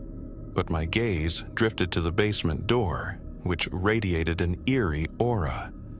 My stomach clenched. I felt that something was wrong down there. The officer noticed my tension. "Maybe we should check together, but carefully," he suggested. I hesitated, then nodded. Together, we approached the basement door, opened it slowly, and descended. The scent of old brick and preserved fruits greeted us. In the dim light of the basement, we noticed two lifeless bodies lying in the middle of the room. An older couple, apparently victims of the same fate as the Millers. Their heads were stacked on top of each other, eyes wide open, without any signs of life. "Oh my God," the officer whispered, pulling out his notepad. A deep dread washed over me as I knelt beside him to take in the scene. The officer meticulously noted everything while I stood there, frozen in shock. After reporting the discovery, the investigators questioned me again. I repeated what I had done. The strict, factual procedures of the police gave me a sense of security, yet my fear grew. The victims were close by. What did that mean for me? Late that night, I returned home. The streets were quiet, neighbors keeping their distance. As I stepped onto my porch, I saw the blue and red lights of emergency vehicles in the distance. It dawned on me. The first victims were just a few houses away. The next door, neighbors had been taken. Was I next? A cold shiver ran down my spine, even though it was warm outside. I decided to take some time off and leave the area. On the phone, I explained to my boss that I urgently needed a week off, a formal request that was quickly approved in this American workplace setting. I packed a suitcase without a specific destination, just away from here. Only a few articles of clothing and at the last minute a swimsuit. I just wanted to get away. I put my mail on hold, grabbed the suitcase, and left the house. Back at home in my kitchen, I fixed a bowl of cereal. As I ate, an odd feeling of calm settled over me. yet also a longing, as if I wasn't where I was meant to be. My mind went blank. I dropped the cereal bowl, stood up, and found myself wandering aimlessly toward the basement door. It felt like there was no other way. Without really knowing why, I opened the door, stepped down, and quietly closed it behind me. As I descended, a strange sense of belonging washed over me. In the middle of the basement, I sank to the floor and stared at the ceiling, unable to move. The feeling of peace quickly faded, replaced by a crushing fear. My eyes widened as the terrible truth about my neighbors became clear to me. With all my strength, I tried to move, to turn around, to do something, but I was paralyzed. It felt as if invisible hands were holding me down. A rushing sound like water filled my mind, accompanied by a deafening roar, as if a storm raged inside me. I had a dreadful feeling that my soul was being sucked out of my body. An ominous giggle reached my ear as I fought in vain against the inevitable. The smell of sulfur filled the air. I felt myself falling, gasping for air, desperately trying to free myself. But it was in vain. I was completely helpless. Suddenly, I felt other hands grab and lift me. The rushing sound and giggling ceased. I sensed the air thick with anger. A violent struggle ensued, and then a loud bang. I felt weightless, as though I were an object suddenly detached. With a painful thud, I landed on the basement floor. I opened my eyes and saw the officer, who had warned me hours earlier, kneeling beside me, breathing heavily. I looked up at him. "What just happened?" I whispered, dazed. He struggled to sit up. "I came back to check on you when I found you down here. You were motionless. I didn't know what to do, so I instinctively prayed for help." I nodded weakly. "I'm glad you did."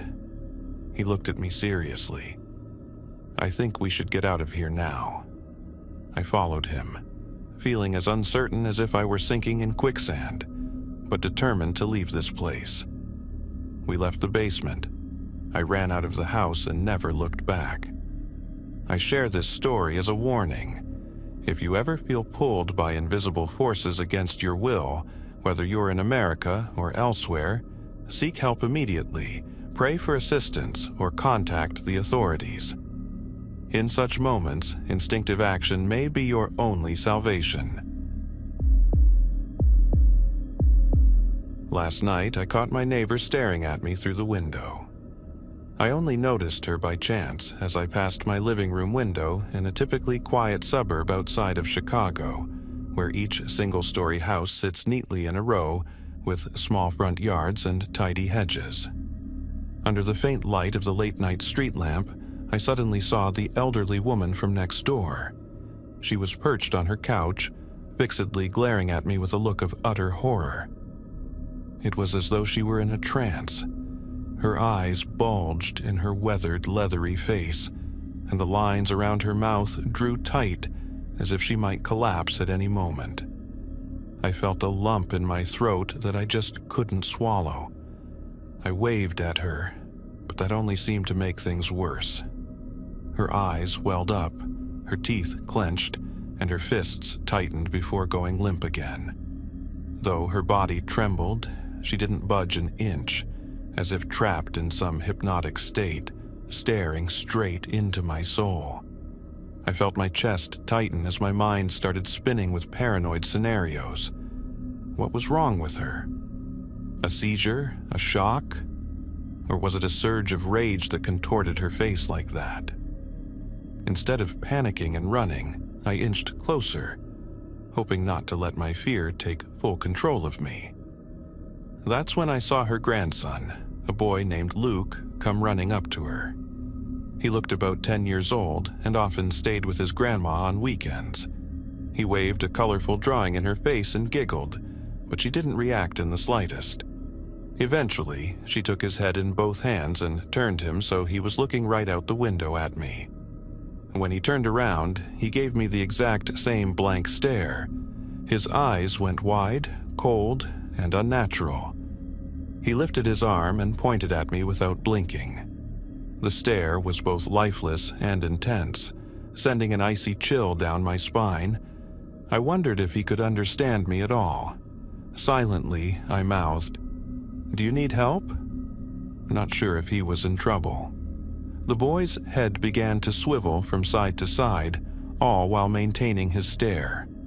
Suddenly, his small body seemed limp, as though he might collapse any second.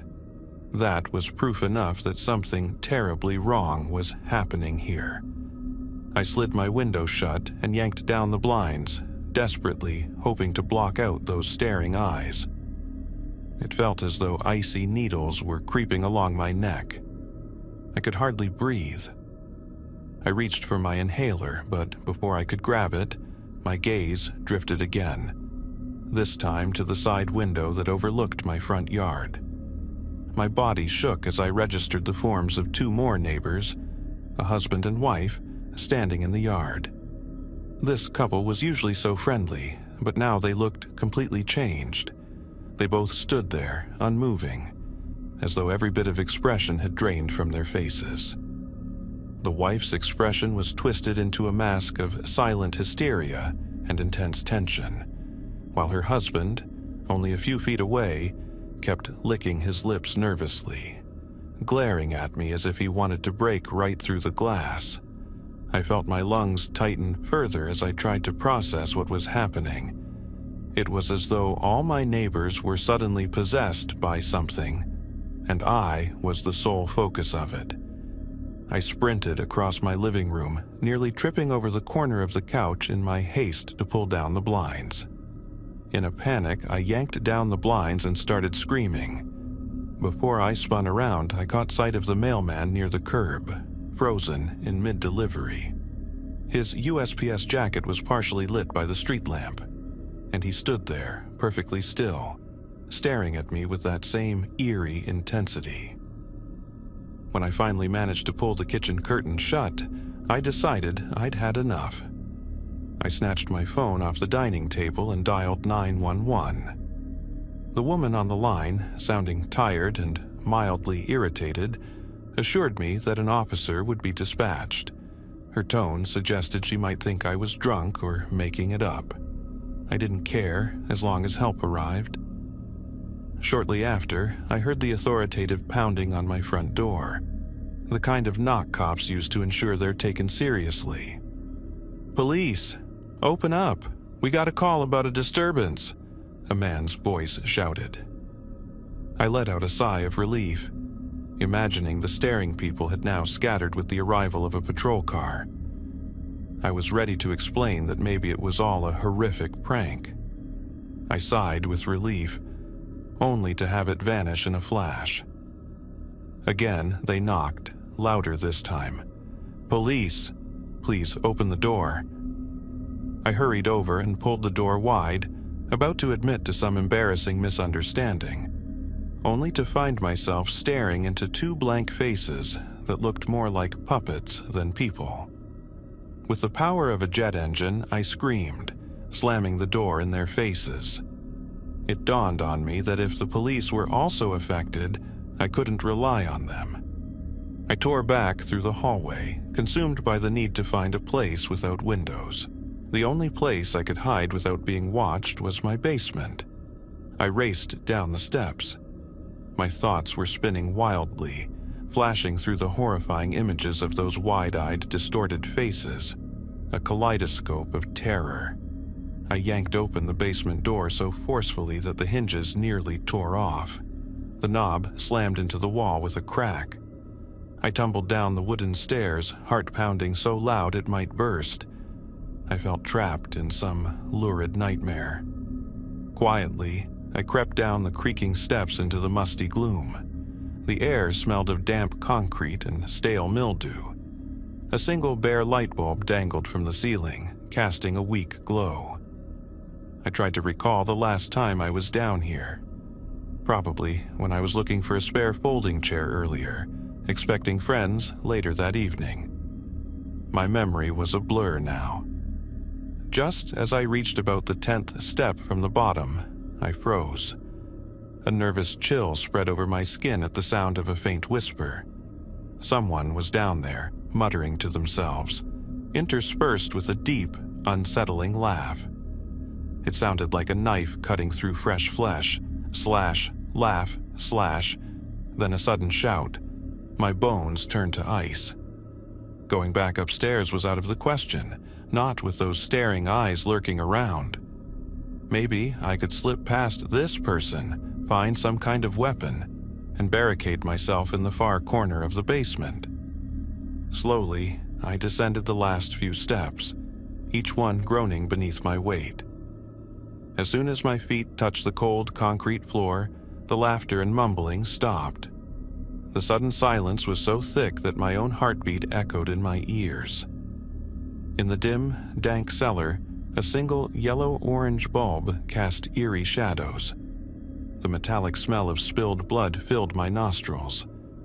I had to fight the urge to gag as I tried to understand what I was seeing. Beneath that weak pool of light stood a man in a tattered olive jacket and dirty jeans, clutching a bloody knife. He was rocking on the balls of his feet, eyes so wide they seemed ready to pop out of his skull. His chest rose and fell in rapid bursts, his entire body humming with a frantic energy I'd never witnessed before. He simply stood there, staring, as though caught in his own horrific loop. A sticky, dark puddle had formed around his shoes, and the air was thick with the stench of iron. Dread twisted in my gut as I realized what lay at his feet. At his feet lay a mutilated corpse, the blood still steaming in the cool basement air. Its features were barely recognizable, disfigured by torn flesh and congealed gore. My heart thudded violently, as if trying to shatter my ribcage. I wanted to scream, to run back upstairs, to go anywhere but here, yet every fiber of my being seemed paralyzed. Above me, terror waited. Below, something worse. It felt like falling endlessly into a dark, endless pit. Not because a murderer was in my house, not because everyone in the neighborhood had stared into my soul that night. No, something else made my blood run cold. It was as if I'd stumbled into a mirror that revealed a truth too impossible to bear. Because when I looked more closely at the corpse beneath that blade in the flickering light, it was me. I must first say that I'm not really a social person. When the pandemic hit the United States, it was probably the best thing that could have happened to me. I already spend most of my time online since I work in data entry for a test proctoring company. It wasn't exactly fun, especially considering how crazy 2020 turned out to be, but that has nothing to do with the problem that keeps me awake these days. I just thought most people start these kinds of stories with a personal anecdote, so here you are. Long story short, I'd rather be left alone. In our small town in Vermont, my neighbors almost overdo it every year. The Miller family has 4 boys, all in elementary school, and of course, they want to celebrate the holidays in grand style. Why should 2020 be any different? Their house is right next to mine, so it's the first thing I see whenever I step outside. And now, thanks to their elaborate Halloween decorations, I'd be seeing even more of it. Day by day, the Millers added more. Here, they hung paper bats. There, they draped intricate cobwebs over the windows. I really tried to ignore it. I know how that sounds, like I'm the grumpy neighbor who hates Halloween, so I kept my irritation to myself. But a few nights ago, everything changed when I suddenly heard screams. It turned out they'd set up some speakers in the attic because the screams blasted out so intensely up there. It sounded as if they were playing actual recordings from a horror movie. Hearing that kind of noise at 3:30 a.m. was terrifying. Instinctively, I grabbed my phone and called 911. I explained that I couldn't sleep because of the noise and asked them to do something. Around here, the police generally respond quickly to nighttime disturbances, so they sent an officer out right away. The officer showed up, listened to my story, and noted that as long as no one else complained and no local ordinances were being violated, there wasn't much they could do. "That's unfortunate, but there's nothing actionable right now," he said politely, advising me to try to cope with the noise. I was disappointed, but couldn't deny he was correct. Still, I felt frustrated and hardly slept after that. Later that night, I went into the kitchen, poured myself a small glass of herbal whiskey, a typical drink for moments like these, and settled on the couch hoping to pinpoint where those nighttime screams were really coming from. By the next morning, slightly calmer, I decided to speak to my neighbors in person after breakfast. Walking over felt like navigating a minefield. Their once tidy front yard was now loaded with spooky jack-o'-lanterns, fake cobwebs, and plastic skeletons stuffed into the hedges.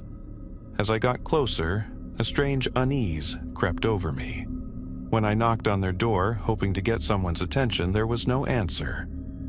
I knocked again, still nothing. So I walked around to the side entrance, which was loosely accessible. The door stood ajar, and I noticed right away that the Miller's car was gone. On the ground, I spotted some odd red plastic that looked like fake blood. Next to it lay a few severed prop limbs, decorations meant to simulate gore, obviously. The odor of damp leaves and old latex hung in the air. I covered my nose and tried calling out by the side door. Still no response. Letting out a deep sigh, I carefully stepped over the blood trail and paused to figure out the strange smell. Near the entrance lay some wet garbage bags, clearly soaked through by a recent rain. I assumed they were the culprit for the odor. Even though I didn't feel much kinship with my neighbors, I grabbed the garbage bags and hauled them over to the curb, hoping another neighbor might have noticed something unusual.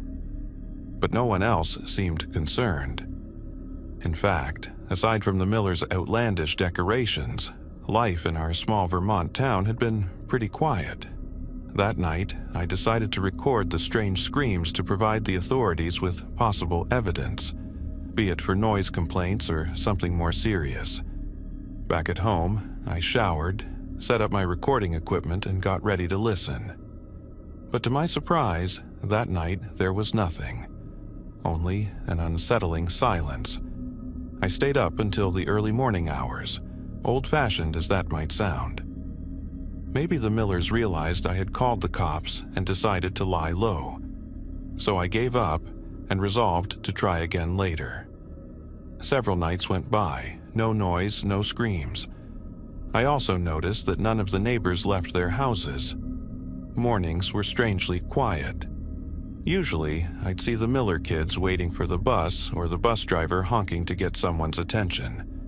But now, there was silence. After a week, I started worrying seriously.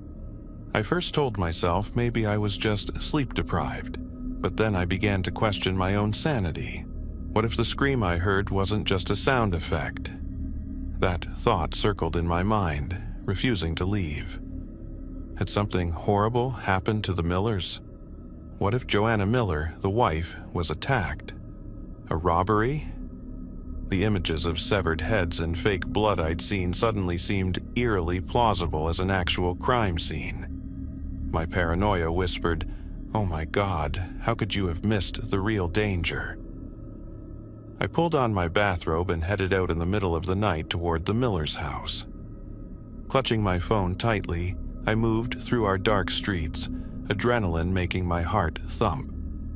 The Miller's place was silent, no light anywhere. I wondered if it had always been so still. The spooky props still clung to the porch and windows, but it felt like they'd been untouched for far too long. Glancing into their garage, I saw no sign of blood. It looked like someone had cleaned up. An icy shiver ran down my back as I imagined terrifying possibilities. In my head, I played out scenarios. Maybe Chris Miller, the husband, had been plotting to poison Joanna because he was having an affair. I imagined him discreetly slipping something lethal into her meals over the months, then deciding 2020's chaos was the perfect cover. The scream might have been Joanna's last moment of realization. Maybe Chris decided he didn't want to wait any longer for the poison to act. I recalled vaguely seeing Chris talking quietly with a younger woman in a nearby diner. Could that have been his mistress? If so, it would make sense he'd grown distant from Joanna. But murder? That was an unspeakable leap. These thoughts swarmed in my mind, each one more horrifying than the last, as I stood near the garage trying to keep my composure. I had to enter the house, look for any clues. What if there was still evidence inside? I ran back to my own place, heart pounding, rummaged through my shed, and grabbed a crowbar I'd used for minor repairs. It was enough to pry open a door. My hands shook as I forced the Miller's side door after a couple of tries, finally stepping into a dim, musty utility room. I tried flicking on the light, but nothing happened. Looked like the Millers might not have been keeping up with their bills. It felt colder than a tomb in there. My footsteps echoed as I called out, but no one responded. Suddenly, a life-size fake axe swung down from the wall, probably part of their decorations, and nearly hit me in the face. I jumped back in terror. It was just more of their creepy props, but it felt so real. Evidently, Chris had gone all out on his twisted Halloween scene just before he'd supposedly gone upstairs to take care of Joanna. I pictured the kids upstairs, probably playing video games when the screaming began, rushing to check on their mom, their father panicking at being discovered. Maybe he thought the games would drown out Joanna's cries, or that she was too weak to fight him off. But he must have been caught off guard, leading to a grisly chain of events. Cautiously, I made my way up the creaking stairs, chills crawling up my spine. How could a father go so far as to terrify his own kids? The thought that the children might have been hiding in some closet while he hunted them was horrifying.